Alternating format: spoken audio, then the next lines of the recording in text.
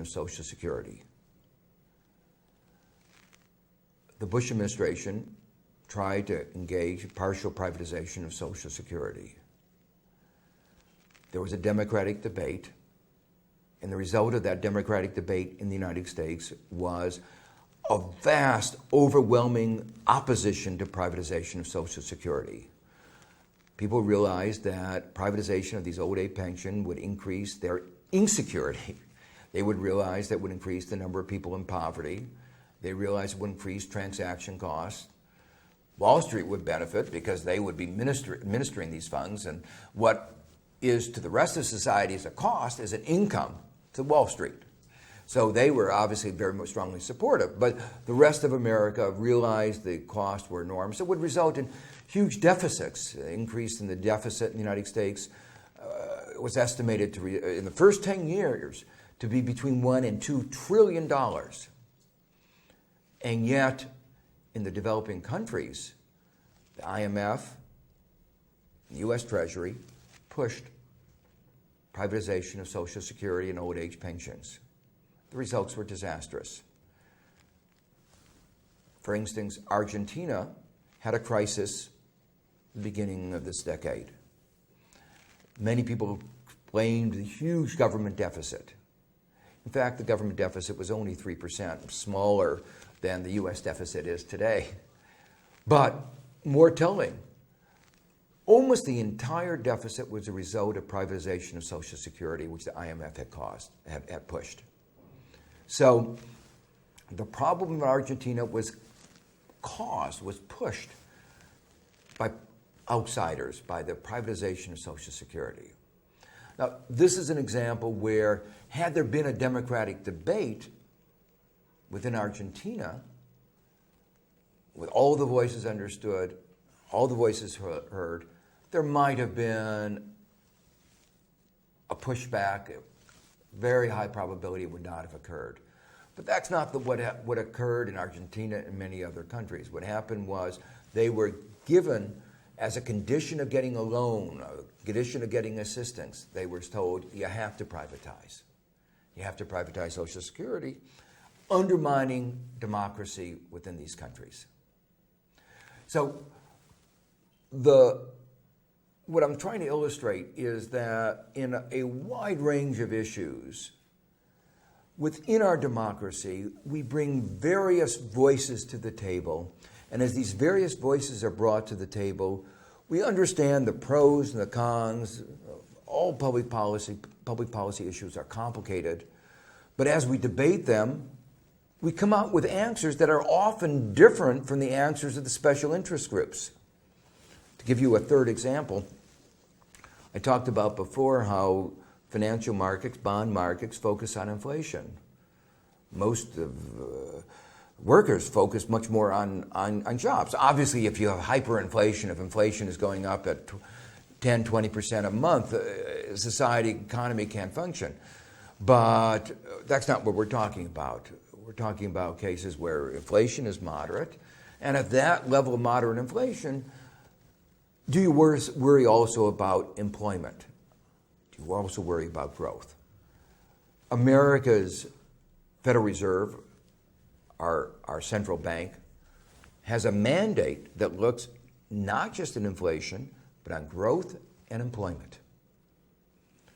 And yet, the IMF has pushed countries around the world to have central banks focus only on inflation.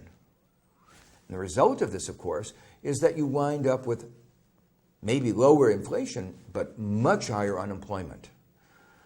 One of the consequences in Latin America, which I cited before as one of the examples of the failure of these Washington consensus policies, is that unemployment has increased over the last 15 years under the Washington consensus policies. When the market economy developed over the last 50, 100, 150, 200 years, governments and the nation states found ways of tempering it, found ways of making the market work So not just corporations, but everybody would benefit it. They imposed environmental laws because they recognized that without those environmental laws, firms had incentives to pollute. Why pay the cost of controlling your pollution if you can just spew the air pollution into the air or water pollution into this water? And the result of this was that life expectancies were adversely affected. People were worse off. In fact, in 19th century England, we have evidence that overall the degradation of the environment led to people being less healthy, shorter. It was really terrible consequences of these earlier days of the growth of the market economy. Well, since then, we've learned how to have government regulations that control the environment. We've had government regulations that protect workers, provide for worker safety. Firms on their own didn't do that. We realized also that government plays a very important role in making the market work. For a market economy to work, people have to have confidence that when they invest money in the stock market or when they invest money put their money in a bank, the bank isn't going to go bankrupt, or the stock market money isn't going to be stolen. And you need strong regulations. We've seen over and over again those kinds of abuses that happen without those regulations. Even with the enormous number of regulations that we had in the United States. In the 1990s, we had a whole raft of new forms of abuses typified by Enron, Arthur Andersen, where the accounting companies were not providing the numbers, the information that needed to make a market economy work. They were providing the information to get the CEO pay up as much as they could. And the result is that you had this enormous increase in inequality, CEO pay skyrocketing, people getting paid not just millions, but in some cases hundreds of millions of dollars.